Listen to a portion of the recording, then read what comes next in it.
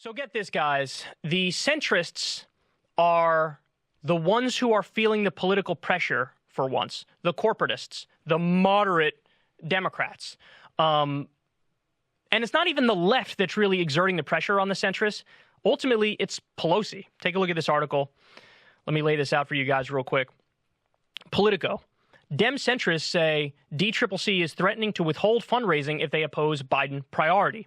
The House Democratic campaign arm has called holdouts on the party's $3.5 trillion budget, warning their majority is in jeopardy. So they say multiple House Democratic centrists have fielded calls from their caucus's campaign arm that they took as a warning they would be cut off financially if they oppose their party's $3.5 trillion budget framework, according to two people familiar with the conversations. House Democratic leaders have been working aggressively this week to flip a group of nearly a dozen members who have threatened to buck their party on a key budget vote next week, a vote that represents the first step towards passing President Joe Biden's multi-trillion-dollar domestic spending plan. Instead, they're demanding to first vote on the Senate-passed infrastructure bill. That pressure campaign has included Democratic Congressional Campaign Chair Sean Patrick Maloney, who has phoned members in recent days to warn that their majority is in jeopardy if they derail Biden's broader spending priorities. Okay, so The Prospect is reporting that the 9 holdouts on this $3.5 trillion reconciliation bill, the human infrastructure bill as it's called, Bernie's bill, those 9 holdouts have now buckled. That's what The Prospect is reporting. To be fair, they're the only outlet reporting it, okay? So we don't know for sure if they've buckled. I know that I think it was in the Washington Post. There was an article that was written by some of these centrists, they're really corporatists, and they were saying in the Washington Post, we are against voting on this. First, I think we should vote on the other thing. We should vote on the bipartisan deal first and then get to the other one right after, but maybe we'll reconsider that. So the tone of the article was like, we prefer to do this, but they're making it seem like maybe even I'm announcing my official opposition to voting on them at the same time, but they're sort of hinting like maybe we'll end up voting on it at the same time. So what happened behind the scenes here? Guys, there's only one real possibility, which is the only person who could threaten their funding did threaten their funding and basically told them, be a good little bitch and fall in line. You know who it was? Nancy Pelosi.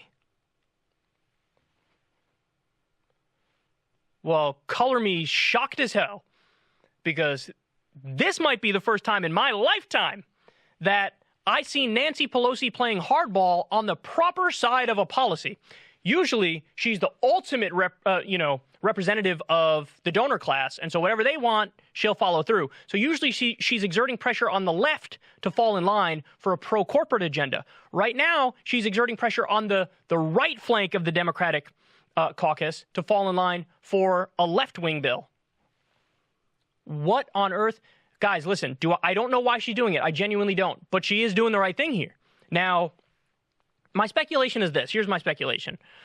This is one of those bills that it's phenomenal for working people, but also there's going to be a windfall for corporate America.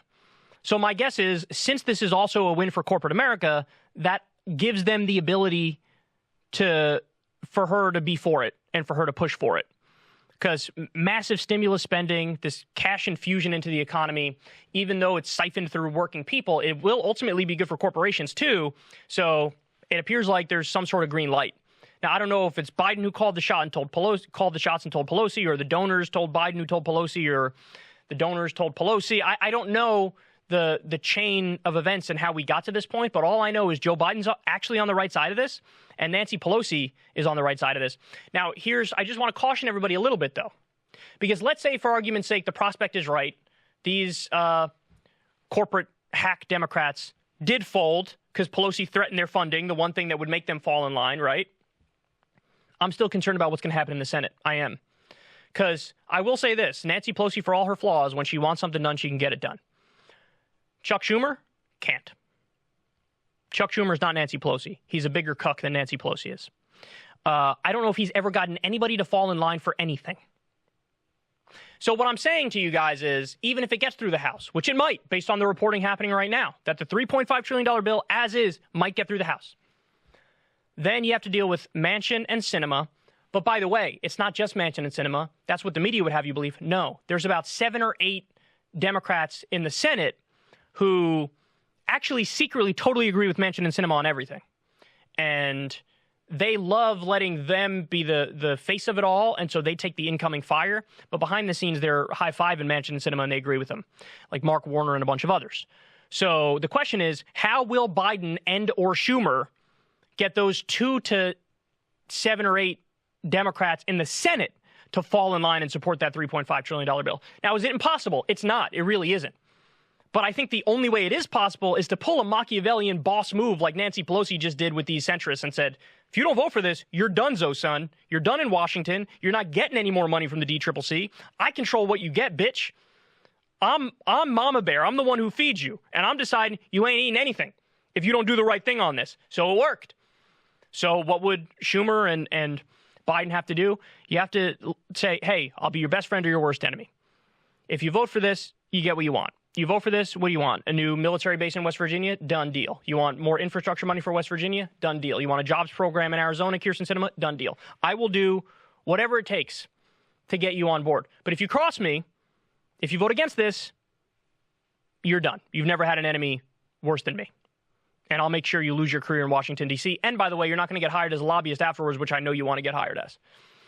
I'll make phone calls. You're done. You're blacklisted. I'm the president of the United States. I'm the most popular. I'm the most powerful person on the planet. Definitely not the most popular one. The most powerful one. So can they do it? In theory, yes. Will they do it? I don't know. But I will say this. On the bright side, not in a million years did I think Nancy Pelosi would really turn the screws on this to try to get this $3.5 trillion Bernie bill passed. Not in a million years did I think that. But she did. And so I was wrong. I never thought she would have done this. She did it. She did it. And guess what? Those big, bad, centrist, corporatist, right-wing Democrats, they're just as big of cucks, if not bigger cucks, than the left flank.